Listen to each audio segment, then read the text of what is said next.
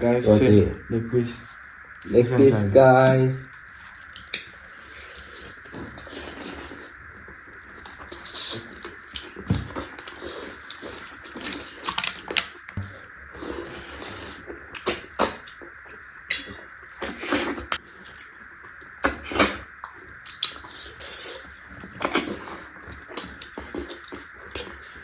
Mấy sò nữa thôi rồi.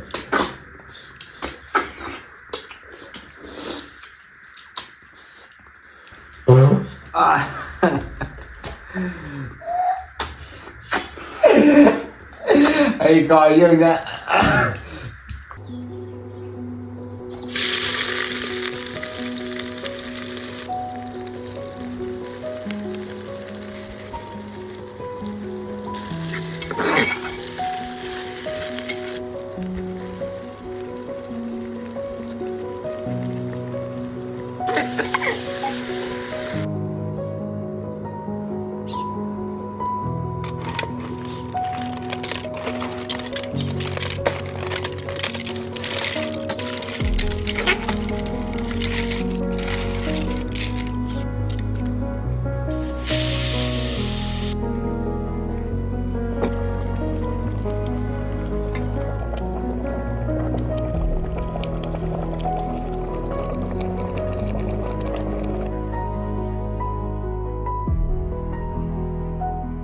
그럼 이제 명 말씀하고 있는 불라지만 이행가 더러게 통해 명 실례야. nó có gì ví dụ thả đâu quy được quá. anh đâu có cái mình hay tao mà đi sao cái mình tốt mà lần nữa tôi mang một xí đi cái này học được có xiêm đi học cái tôi mang đi học loại này có đó mà tặng đã phát triển xiêm như mọi đồ thay đổi có đó xiêm 아스키 너 비디오에 정말 또 상대 매암에서 question Q&A 또 제가 또 매암에서 question도 하기로 그가 그것도 또 매암에서 뿌라 방비라 뭐 그러니까 거의 구마게도 딱 나오는 데야 서 실력했어요 제가 한 타면 시듯이 안오지 시시장 그 진리를 좀 가는 역시 보셔서 OK， 谢大姐，谢大姐。还这种是这多少？就这么少了。Guys, Okay. leg piece. Leg piece, guys. I'm transgender. 너.谢谢，我们都还都是。啊？거기. 너. 망했다고 되게 듣고 이제 타로 이제 한다고 하게 타로 이싱 농도 주주 가는 너무 이싱 내게 봐 내때문에 내가 타로 이제 한다 돼도 타로 이제 싸우고 봐 정말 사무 타로도 사무 타로에 말라이 타로에 라마 타로 정도 아도 거의 하고来个人到 네.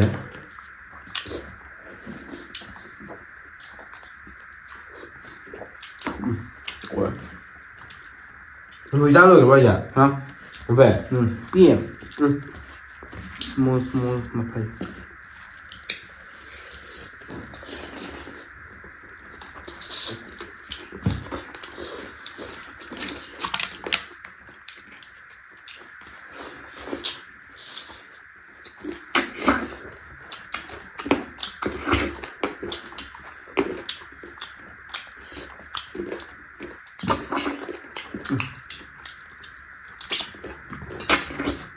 Ngoài mà trong là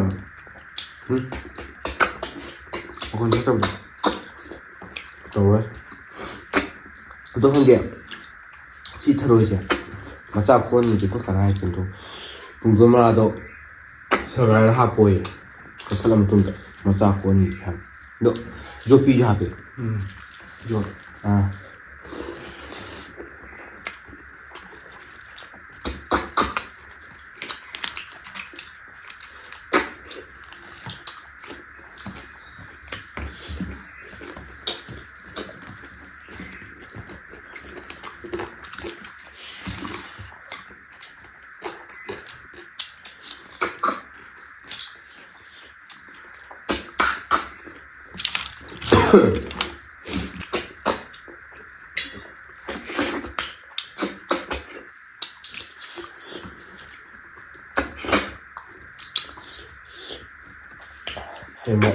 hề ngoài vậy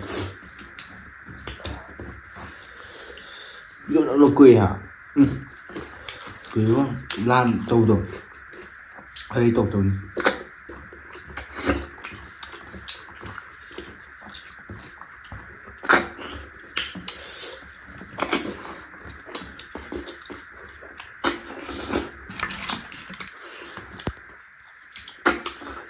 giảm biết sao nhỉ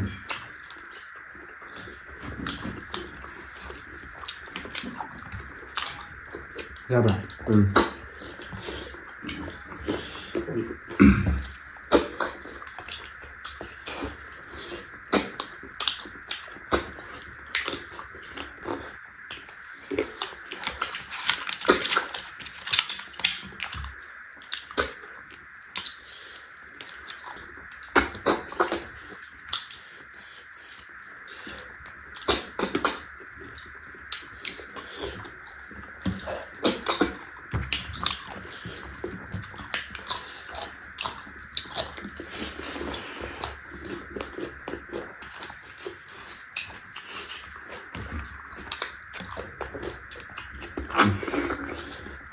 누가 hơi giá sức quậy phần nữa trong ngoài mà 신내 통합이야 이거 야 신혼나 어느 분별 thằng gì thì làm gì vậy mấy thằng gì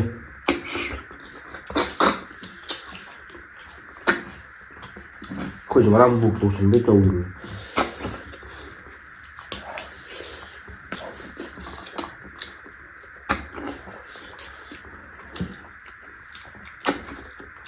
비싼 서양관에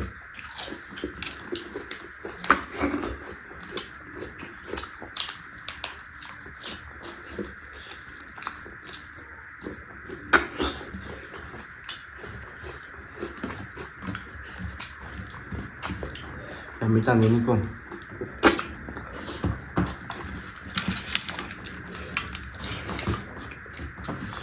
chào thằng no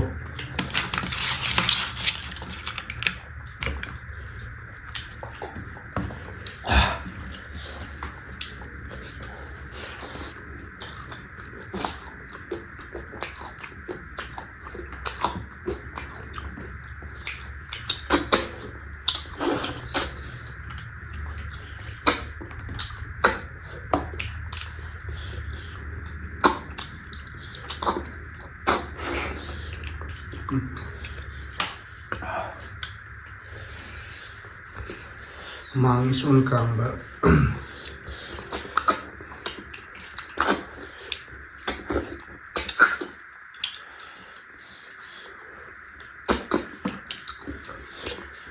mấy sò đứa thôi vậy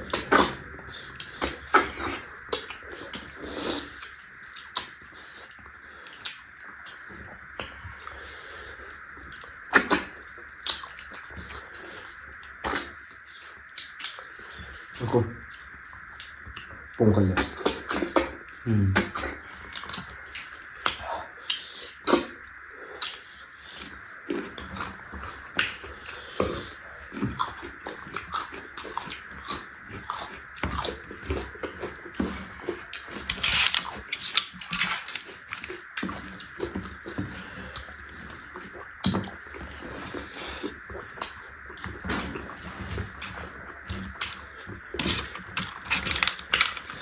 So guys, good time nói hàng ở đó cái dụng ăn sẽ không một cái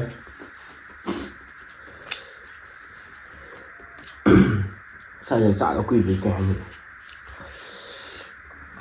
nhằm sao hôm nay cái này chắc sẽ ok sẽ xong tuần này của nhằm sao ra vậy thế nên là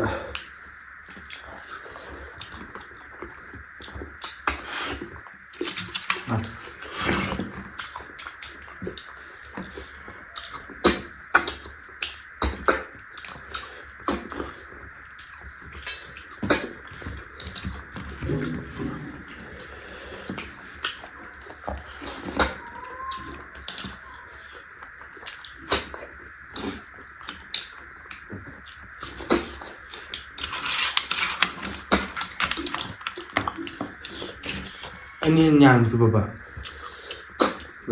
khi sẽ tập sẽ nên hình nó chuẩn bị ra bà ôi thế là thế đây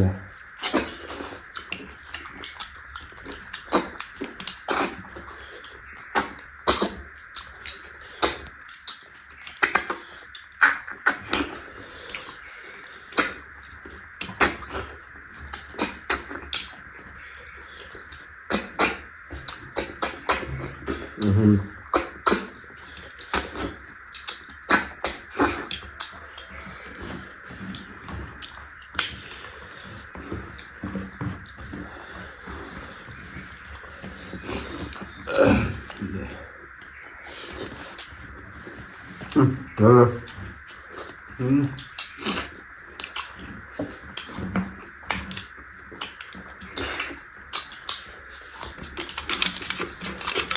bây giờ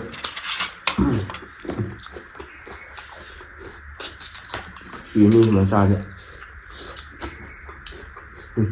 đó buồn thì nó có sao tao này hả ok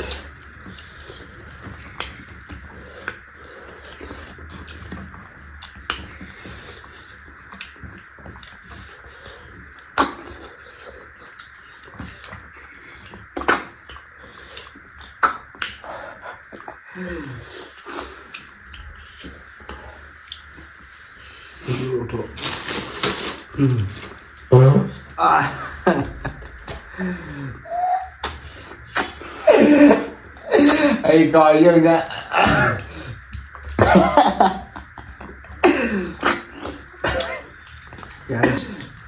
dạ thôi rồi nè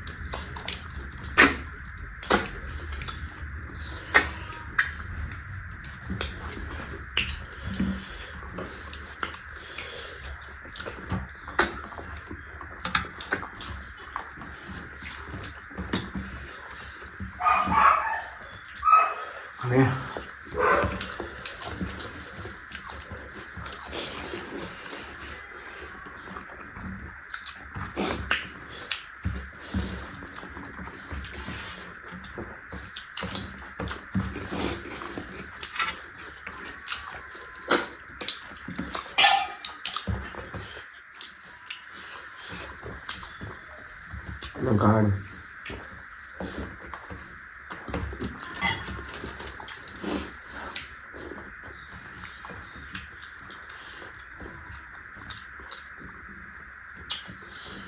này rồi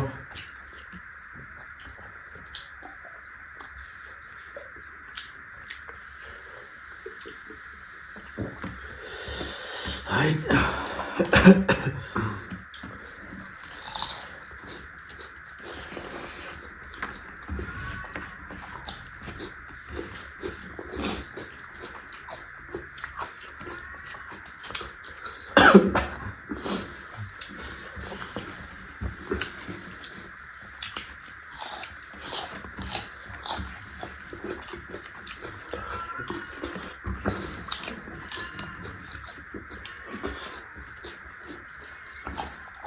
Mam, selagya, hao ya. Mang thằng em nó sinh chi thế mà.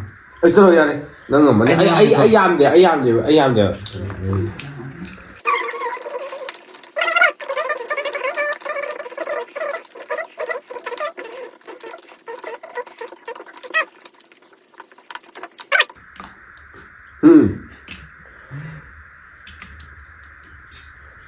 Đi phải. Mani. Chả đừng được. Ai 56. Adu mam selagya. Nhiều hơn. ꯇꯞꯁꯦ ꯑꯩꯈꯣꯏ ꯇꯥꯃꯣꯅ ꯍꯦꯟꯅ ꯂꯣꯏꯁꯤꯜꯂꯅꯦꯕ ꯍꯧꯖꯤꯛ ꯑꯗꯣ ꯉꯁꯥꯏ ꯑꯩꯅ ꯍꯥꯏꯈꯤꯕꯗꯣ ꯃꯌꯥꯝ ꯀꯣꯏꯁꯟ ꯂꯣꯏꯅꯉꯥꯏ ꯍꯪꯕꯤꯔꯝꯃꯣ ꯑꯩꯈꯣꯏ ꯈꯨꯝꯃꯛꯑꯒꯦ ꯑꯗꯣ ꯂꯣꯏꯁꯤꯜꯂꯒꯦ ꯃꯊꯪ ꯚꯤꯗꯤꯑꯣꯗ ꯎꯅꯁꯤ ꯁꯤꯒꯤꯗꯤ ꯕꯥꯏ ꯕꯥꯏ ꯕꯥꯏ